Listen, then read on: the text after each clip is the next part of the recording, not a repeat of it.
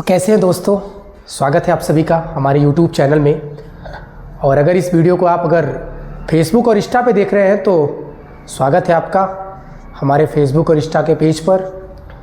तो दोस्तों आज का हमारा जो टॉपिक होने वाला है वो है फ्यूचर टेंस, क्योंकि हमारी टॉपिक चल रही है टेंस की। तो टेंस में हम लोगों ने प्रेजेंट टेंस, पास्ट टेंस के बारे में ऑलरेडी हम लोगों ने अध्ययन कर लिया था। तो आज का जो टॉपिक होने वाला है वो है क्या है, फ्यूचर टेंस है। फ्यूचर टेंस को हिंदी में कहते हैं भविष्यकाल। ठीक है, तो आइए इस लेक्चर को हम लोग शुरू करते हैं। वीडियो में अंत तक बने रहिएगा, ये वीडियो केवल आपके लिए बनाया गया है। कोई भी टॉपिक हार्ड और इजी नहीं होती, हर एक टॉपिक अपने आप में बहुत ही महत्वपूर्ण होती है। तो आइए हम लोग फ्यूचर टेंस का पहले पहचान जान लेते हैं कि फ्यूचर टेंस का पहचान क्या होता है। देखिए, इसका पहचान होता है कि जिस हिंदी वाक्य के अंत में गा, गे, गी या होगा, होगी या होगे, होंगे या फिर होंगा, होंगी, होंगे, थोड़ा सा होंगी, होंगे। ठीक है, जिस हिंदी वाक्य के अंत में गा, गे, गी, होगा, होगी, होगे या होंगा, होंगी, होंगे, है ना, या रहेगा, रहेगी इत्यादि शब्द लगा हो, इत्यादि शब्द लगा हो, उसे F for future, T for tense कहते हैं। ठीक है, उम्मीद है आपको अच्छे से दिख रहा होगा। जो भी लाइटिंग प्रॉब्लम थी उसे ठीक कर दी गई है। थोड़ी भी अगर कहीं भी प्रॉब्लम होंगी तो उसे भी हम पूरी की पूरी जो है कंप्लीट करने का प्रयास करेंगे। पहले हम फिर से रिपीट कर देते हैं कि हमारा टॉपिक चल रहा है टेंस। टेंस में हमने प्रेजेंट और पास्ट पढ़ लिया है, और ये बेसिक का जो लास्ट है टॉपिक वो चल रहा है बेसिक का। वैसे हम सभी प्रेजेंट के भी 4 भेद होते हैं, पास्ट के भी 4 भेद होते हैं, फ्यूचर के भी 4 भेद होते हैं। तो हम नेक्स्ट लेक्चर में वही पढ़ेंगे। तो यहाँ पर हमारा टॉपिक जो चल रहा था प्रेजेंट, पास्ट, फ्यूचर में, तो पास्ट और हम प्रेजेंट और पास्ट को पढ़ा दिए थे। तो हमारा ये लास्ट टॉपिक बचा था फ्यूचर टेंस। तो फ्यूचर टेंस का पहचान क्या होता है? फ्यूचर टेंस का पहचान होता है कि जिस हिंदी वाक्य के अंत में गा, गेगी, होगा, होगी, होगे या होंगा, होंगी, होंगे इत्यादि शब्द लगा हो, उसे फ्यूचर टेंस कहते हैं। ठीक है, इसमें एक नोट होता है, इसमें एक नोट होता है कि इस टेंस में आई, वैसे हर प्रकार के ग्रामेटिकल ने अलग अलग अपने व्यू, अपने मेथड्स दिए हैं, लेकिन मैं आपको 2 मेथड्स बताऊंगा। इस टेंस में आई मीन्स मैं होता है, पता है, वी मीन्स हम होता है। आई और वी के साथ, आई और वी के साथ क्या होता है? शैल बी, शैल बी का प्रयोग होता है। शैल बी का प्रयोग, थोड़ा हम जल्दी में का प्रयोग होता है। बाकी सभी कर्ताओं के साथ विल बी का प्रयोग होता है।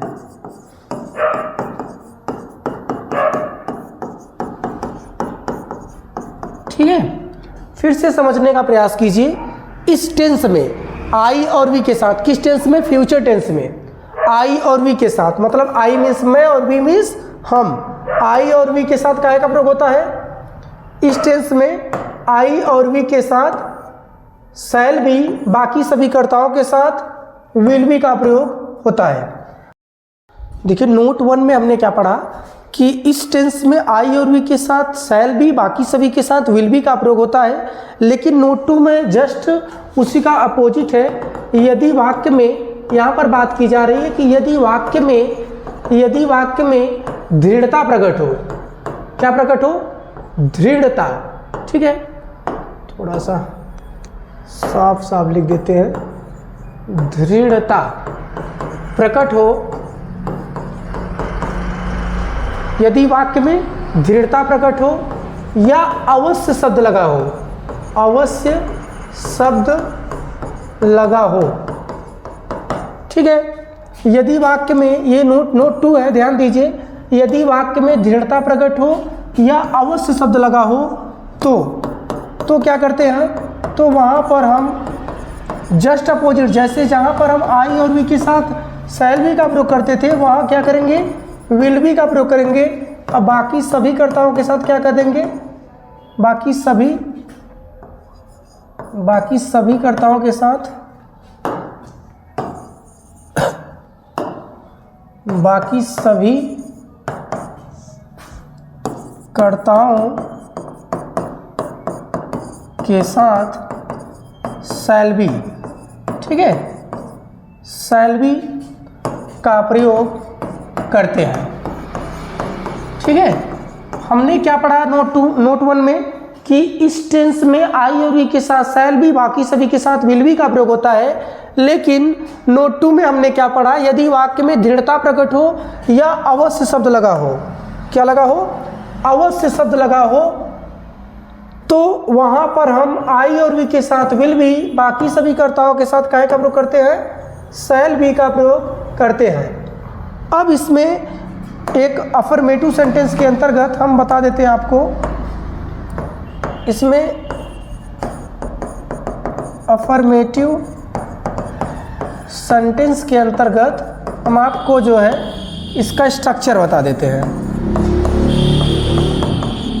सकारात्मक वाक्य होता है अफर्मेटिव का मतलब, ठीक है। देखिए यहाँ पर अफर्मेटिव सेंटेंस में पहले हम क्या करेंगे, सब्जेक्ट करेंगे, उसके बाद क्या करेंगे, सब्जेक्ट के बाद विल बी और शैल बी, विल बी और शैल बी करेंगे, प्लस ऑब्जेक्ट करेंगे, प्लस अदर वर्ड कर देंगे। देखिए थोड़ा सा ध्यान देने की ज़रूरत यह है कि सब्जेक्ट के बाद विल बी और शैल बी, कहाँ विल बी का प्रयोग होगा, कहाँ शैल बी का प्रयोग होगा, हमने नोट में बता दिया आप लोगों को, ठीक है। तो इस बात का जो है विशेष ध्यान देने की ज़रूरत है कि कहाँ विल बी का प्रयोग होगा और कहाँ शैल बी का प्रयोग होगा, ठीक है। अब हम एग्जाम्पल की बात कर लेते हैं। अब देखिए यहाँ पर एग्जाम्पल में जैसे मैंने लिखा राधा शरारती होगी, ठीक है। इस अनुवाद को जब हम करना शुरू करेंगे तो बहुत सिंपल वे है इसका करने का। पहले हम राधा लिखेंगे, राधा नाम है, भाई आई और बी तो है नहीं, अब राधा नाम है तो नाम के साथ यहाँ क्या कर देंगे, विल बी कर देंगे, क्योंकि आई और बी के साथ ही शैल का प्रयोग करना है। और अगर वाक्य में दृढ़ता प्रकट होती या फिर अवश्य शब्द लगा होता तो आई और बी के साथ विल, बाकी सब के साथ क्या कर देते, शैल का प्रयोग कर देते। तो Radha will be, naughty means क्या होता है, शरारती, ये हो गया अनुवाद, ठीक है। अब हम नेक्स्ट अनुवाद अगर हम करना शुरू करेंगे तो जैसे मैंने लिखा, मैं एक भिखारी हूँगा, ठीक है। आई मीन्स मैं होता है, आई के साथ शैल का प्रयोग होता है, आई शैल बी, आपको मैंने बता दिया। अब यहाँ अवश्य शब्द तो लगा नहीं है, कोई दृढ़ता यानी मतलब कोई बाध्यता तो प्रकट हो नहीं रही है, तो आई शैल बी, ये माने एक बेगर मीन्स क्या होता है, भिखारी। इस तरीके से अफर्मेटिव में आप बहुत सारे एग्जाम्पल्स कर सकते हो, जैसे वह किसान होगा, तुम नाराज होगे, मैं मंदिर में हूँगा, हम गरीब होंगे, वह अमीर होगा, तुम चालाक होगे, मैं सड़क पर हूँगा। इस तरीके के ढेर सारे एग्जाम्पल्स आप जो है आई और वी के साथ शैल बी, बाकी सभी के साथ विल बी का प्रयोग करके आप कर सकते हैं। और यदि वाक्य में दृढ़ता या बाध्यता प्रकट होगी, उसके लिए भी मैं एक एग्जाम्पल आप लोगों को बता देता हूँ।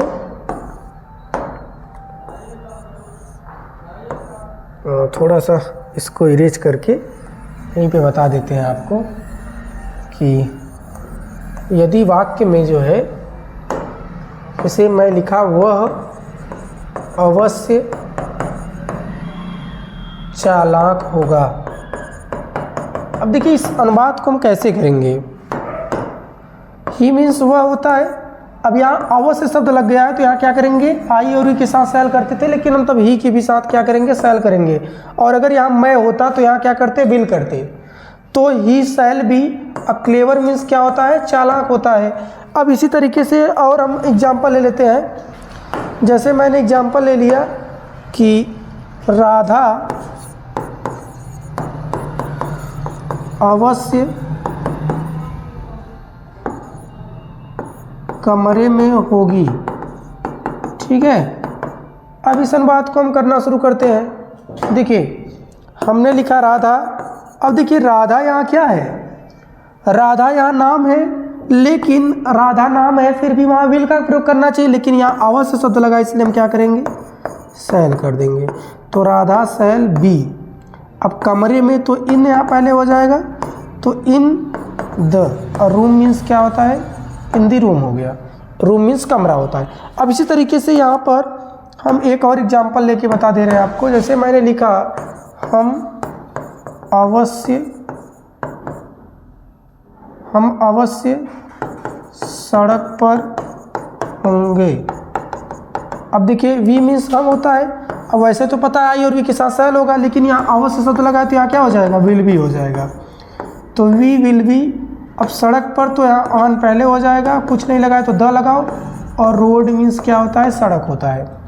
इस तरीके से हो गया, we will be on the road.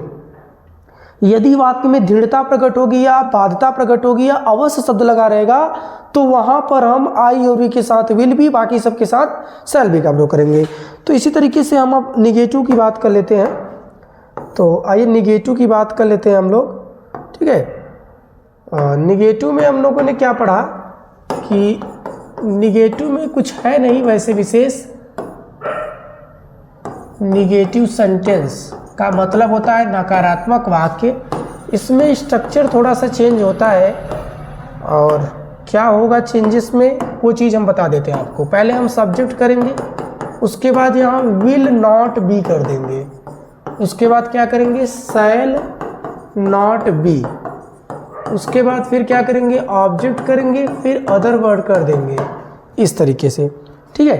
अब यहाँ पर हम क्या लिखेंगे, वह एक डॉक्टर नहीं होगा, ठीक है।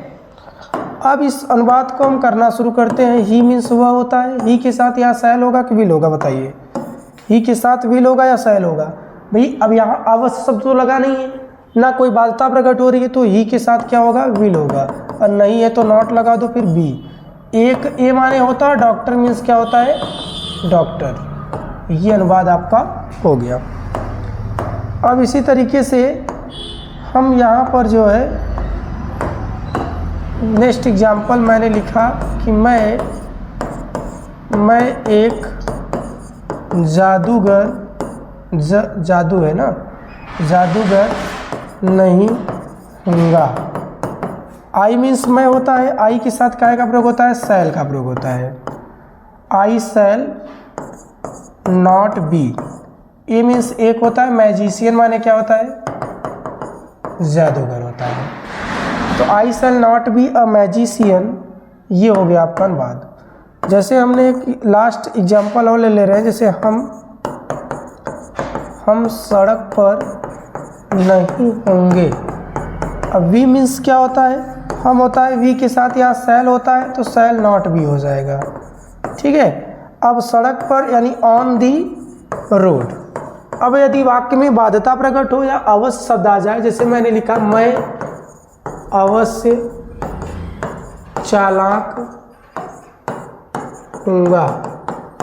आई मीन्स मैं होता है, यहाँ आई के साथ विल हो जाएगा, तो आई विल नॉट, नहीं, मैं अवश्य चालाक नहीं होऊंगा। चलो नेगेटिव पढ़े है ना, तो आई विल नॉट बी।